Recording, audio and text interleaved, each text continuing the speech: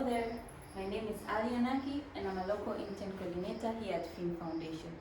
And today we're on an interview with our spring intern, and she's also going to introduce herself. Welcome. Hi, my name is Esther. I'm 21 years old and I'm a political science student from Sweden. I'm interning with FIEN Foundation with tasks focusing on communication and fundraising. Wow, how are you, Esther? I'm good, how are you? I'm fine. How are you feeling today? I feel great, but a bit sad because I'm leaving soon. Oh, we're going to miss you.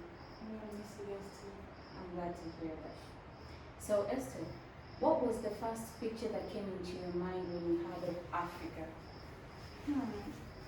The first time I heard of Africa, I was very small. Like, I guess in kindergarten or primary school. And by then, most of the things we heard about Africa was about how rich the animal life is, the nature.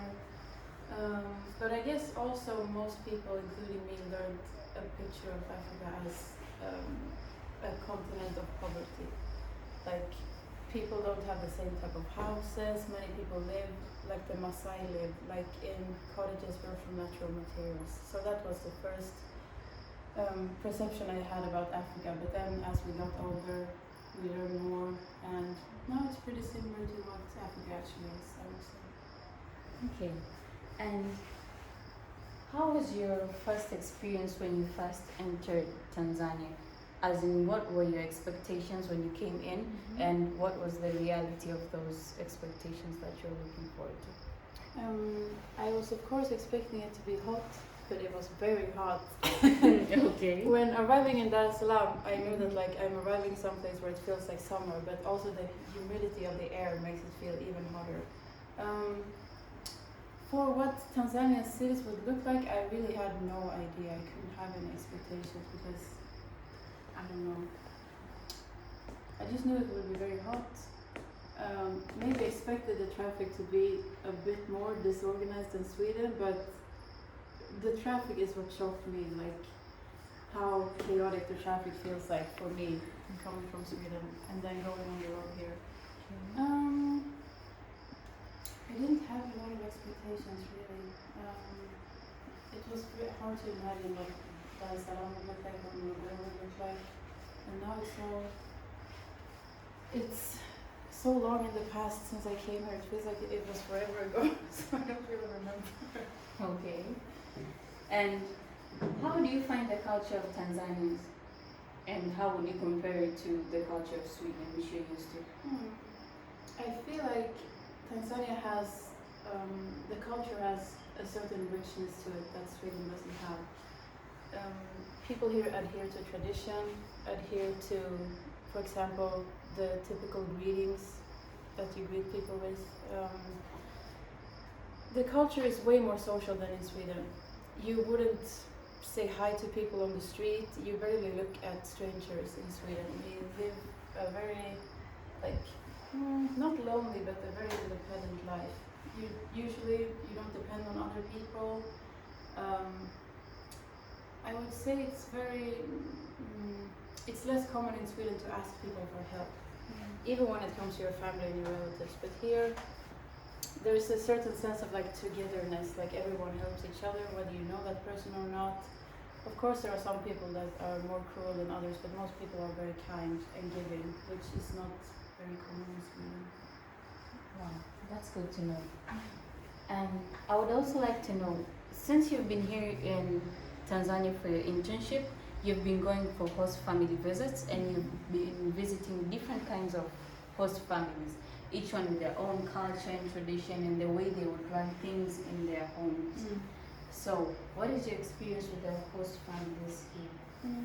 The host family program has been great because it's a good way of like placing yourself directly in someone's home, not watching or learning by not being there, but you're actually there. It's been a very interesting experience to sort of go to families that are maybe like the parents and the kids, and going to other host families where it's just young people living. Some people live alone, some people live with kids. So it's been interesting to see like how tasks are divided, how excuse me, how what sort of cooking method people use. For example, going to Dennis and Davis's house where they use the outside kitchen, which is very new to me. That's something you would only do if you go camping. But the food turns out amazing every single time, so it's interesting to see that the different ways always lead to something good. Is there anything special maybe that you've learned in different host families that you've visited?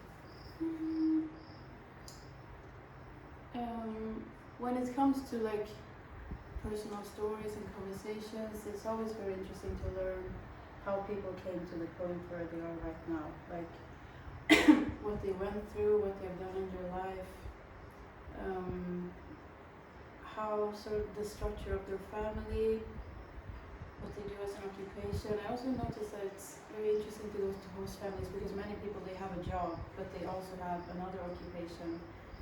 Like many people who have side hustles, so they're busy all of the time, which is always very interesting to listen to someone who dedicates almost all of their time to working and putting in effort to grow. I also have another question to ask you. So far you've visited, we know that the FIEN internship program has also another program of visiting the Maasai village. And so far you've gone more than once, and I must say you've really accommodated the environment very well. As in, you did well, you blended in, and I'm really proud of that. But I want to know, how was your experience in the Maasai village? How was it, and what did you find that is so special, or what is different from other parts of Tanzanian culture? Being in the Maasai village is lovely because it's so peaceful, especially when the weather is good and it's not raining, because it's so quiet, it's peaceful, it's filled with nature, there's animals everywhere. I feel like even though I know they work very hard, I feel like they have a peaceful life. Like they take care of their things, and if you have time you can take a nap under a tree, like in the afternoon, which is very nice.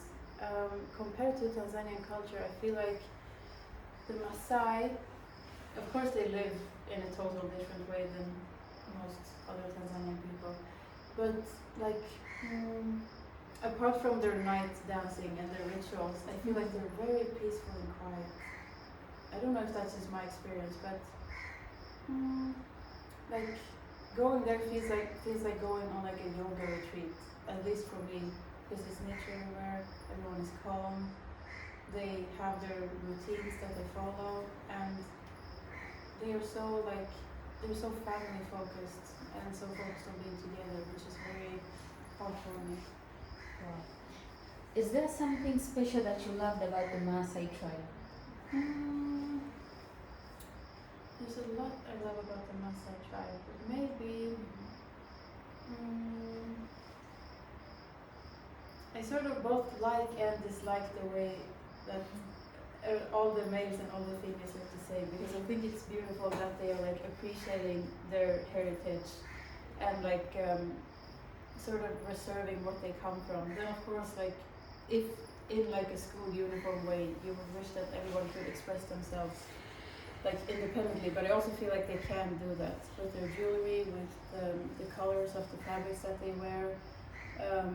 So from my experience and my perception, I feel like they do that because they love their culture, which is always beautiful to be around people who love where they come from and like embrace it and try to teach you as well.